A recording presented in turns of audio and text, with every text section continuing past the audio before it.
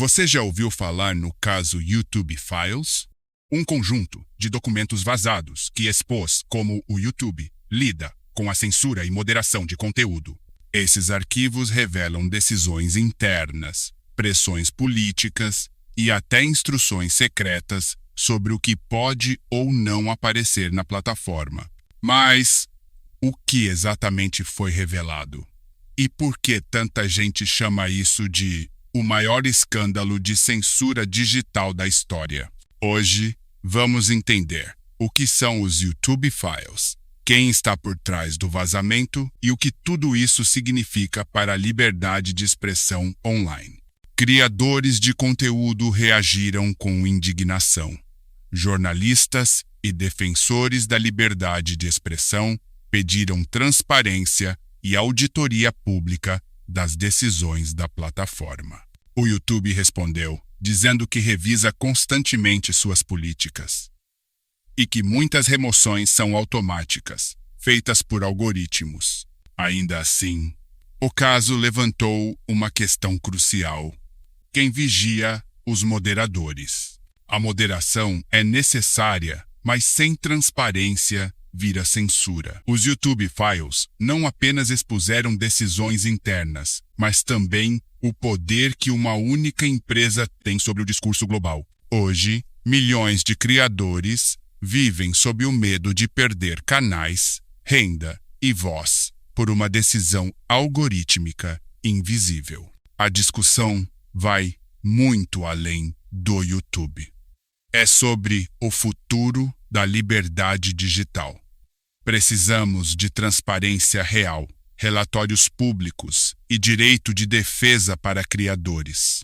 O caso dos YouTube Files mostrou que a censura moderna não precisa de governos, basta uma linha de código. E você? Acha que o YouTube protege ou censura demais? Comente sua opinião. Vamos discutir isso com respeito e informação. Se quiser entender o futuro da internet, esse debate é o ponto de partida. Curta, compartilhe e se inscreva. A verdade precisa de mais vozes.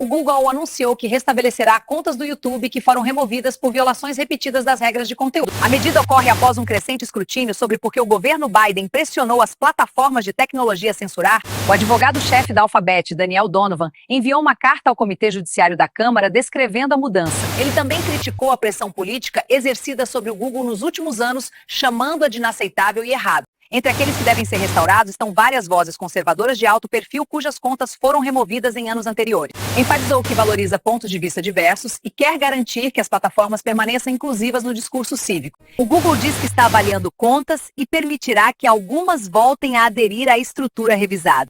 Para os criadores de conteúdo que foram excluídos, isso pode representar uma segunda chance. Claro, essa mudança levanta grandes questões. Os canais restaurados serão totalmente monetizados novamente? As advertências ou violações passadas ainda bloquearão certos direitos ou alcance? Quanto disso é simbólico em comparação com uma mudança estrutural? Para os críticos, é um movimento para reconciliar as alegações de que a censura tecnológica visava desproporcionalmente certos grupos. De qualquer forma, estamos observando como o processo será executado, quem se beneficia e se o Google cumprirá a promessa de uma política mais aberta. O canal Maná Liberta expõe para seus inscritos a verdade por trás da censura do Google praticada durante o governo Biden. Durante anos, grandes empresas de tecnologia moldaram o que milhões de pessoas podiam ver, ouvir e até pensar. Vozes foram silenciadas, conteúdos removidos e opiniões legítimas desapareceram do debate público. Mas agora, documentos internos e testemunhos revelam algo ainda maior. Isso era uma rede de influência direta entre o poder político e as plataformas digitais. O que era para ser um espaço livre de ideias tornou-se um instrumento de controle narrativo. Hoje, nós vamos mostrar como essa censura funcionava na prática. Quem decidia o que podia ser dito, quem era punido e, principalmente, por quê. Prepare-se, porque o que vem a seguir pode mudar completamente a forma como você enxerga a internet.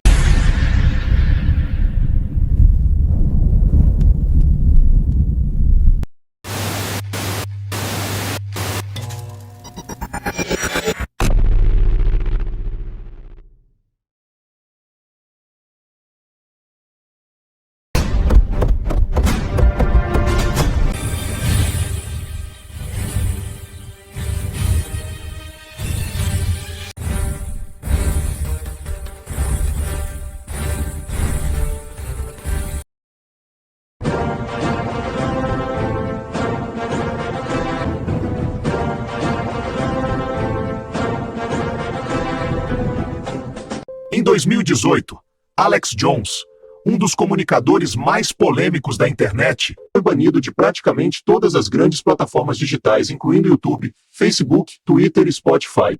As empresas alegaram violações de políticas contra discurso de ódio e desinformação. Seus críticos afirmaram que era um passo necessário para conter abusos. Já seus apoiadores viram o caso como um marco da censura moderna, um exemplo de como gigantes da tecnologia passaram a decidir quem pode ou não falar. O banimento de Alex Jones se tornou um divisor de águas, levantando uma pergunta que ecoa até hoje. Onde termina a responsabilidade das plataformas e começa a liberdade de expressão?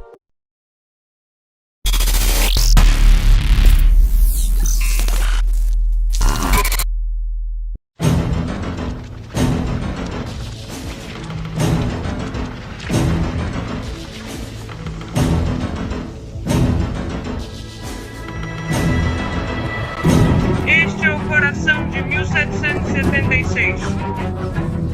É também o que acontece quando você ouve o apresentador de rádio, Alex Jones. Saia da frente, sua Juramos lealdade a uma bandeira. E a bandeira em questão é a americana. O InfoWars ajudou a alimentar o rumor de que o presidente Obama é um apoiador do ISIS. Tem sido uma relação confortável. Desde o princípio, não vou te decepcionar. Espero que você fique bem impressionado. E creio que teremos muitas conversas. Donald Trump e Alex Jones. Isso significa que Donald Trump será o 405º presidente dos Estados Unidos. Alex Jones. Sabíamos que viria, era tudo muito previsível. Primeiro, demonizem o InfoWars, mintam sobre nós, criem um espantalho e depois nos processem para parecer mais crível. Depois, ter algumas denúncias falsas no YouTube e no Facebook com termos nebulosos como bullying infantil e islamofobia. E voilá. 2 semanas depois, banir completamente o InfoWars de dezenas de plataformas importantes, onde estávamos todos entre os 5 ou 10 principais feeds de notícias. Assim, a resposta deles é ter a CNN e o New York Times, BuzzFeed e todas essas outras organizações corruptas fazendo lobby abertamente para que sejamos removidos e depois organizando seus ouvintes e espectadores. As diferentes organizações universitárias, Antifa, Gigantes Adormecidos e um monte de outros grupos. Para então nos sinalizar nas regras da comunidade, que é algo de 1984. Um romance de Kafka, onde você não sabe o que fez, não pode ver seu acusador. Então você é difamado pelas alegações dos grandes gigantes da tecnologia quando eles te banem. Não se engane, isso está sendo montado para criar um precedente em suas próprias palavras para você. Nacionalistas, conservadores, libertários, cristãos, pessoas que se opõem a um membro do New York Times que diz que os brancos são sub-humanos e devem ser extintos. Esta é a agenda que eles estão promovendo, que está sendo financiada pela China comunista. De tudo que eu disse, isso é fundamental. A Apple foi para a China e deixou o governo controlar.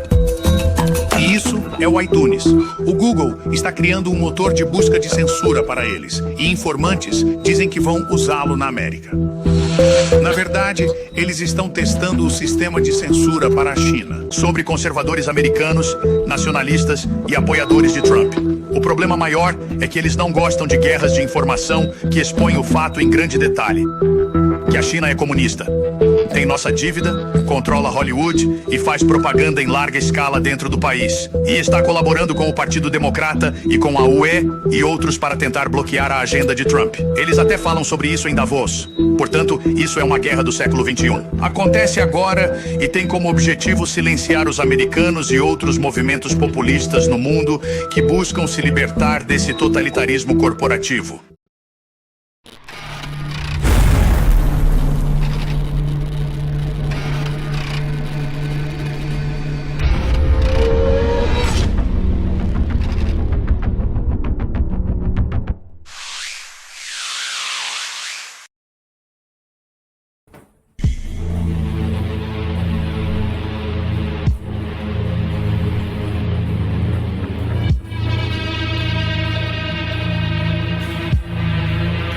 E o banimento de David Check das redes sociais. Liberdade de expressão ou responsabilidade digital. David, esses jornalistas de livros já mostram da pura das secretas até a elevação. E o banimento de David Icke das redes sociais. Liberdade de expressão ou responsabilidade digital.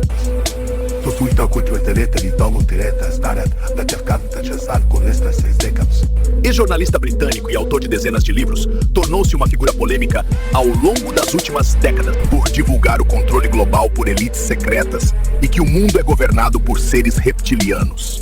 Sua presença online, especialmente em plataformas como YouTube, Facebook e Twitter, hoje X, foi essencial para a propagação de suas ideias a públicos de todo o mundo. Em 2020, durante a pandemia, David foi banido de várias redes sociais por ser supostamente acusado de espalhar desinformação sobre o vírus C19 e sobre vacinas. Eu estou sendo acusado de espalhar desinformação sobre o vírus C19 e sobre vacinas. As plataformas justificaram suas decisões com base em políticas. Contra a disseminação de conteúdo que pudesse colocar a saúde pública em risco. O caso reacendeu o debate sobre os limites da liberdade de expressão na internet. Após os banimentos, David Icke continuou ativo em seu próprio site e em plataformas alternativas, tornando-se um símbolo da resistência contra o controle digital e censura global. Em última análise, o episódio de David Icke levanta uma questão essencial do nosso tempo. Quem deve decidir o que pode ou não ser dito na internet? As plataformas ou os próprios usuários? Vocês não escaparão. Década. Eu vejo tudo.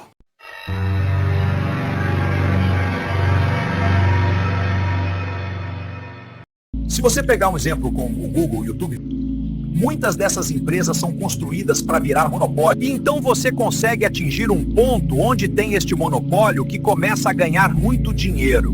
Neste ponto, eles podem ditar as regras. É por isso que, de repente, nós temos uma internet censurada. YouTube, Facebook, Instagram, Google estão envolvidos na censura mais extrema, que é basicamente uma queima digital de livros que os nazistas faziam. E o que você faz é ter estas empresas sendo criadas com dinheiro da CIA, como o Facebook. Quando outras novas empresas chegam, eles as compram. Quando a concorrência aparece, eles as compram e as assumem. Mas porque elas dominam o mercado. E então, o que ocorre, vemos isso com o YouTube e outros. E basicamente não tem concorrência. No final, isso é cartelismo. Isso é comunismo. Isso é controle centralizado. Facebook e YouTube podem censurar, pois são empresas privadas. Se você não quer ter censura, então comece o seu próprio site. Então você cria o seu site e essas empresas do cartel vêm e dizem que vão lhe derrubar. E o que vemos é mais poder destas várias empresas de tecnologia, expressões da economia entregues a poucas pessoas para que possam não só ditar o que acontece, mas impedir qualquer concorrência capitalista de realmente competir com eles. Nós estamos agora no século XXI. Obrigado por assistir. Até o próximo vídeo.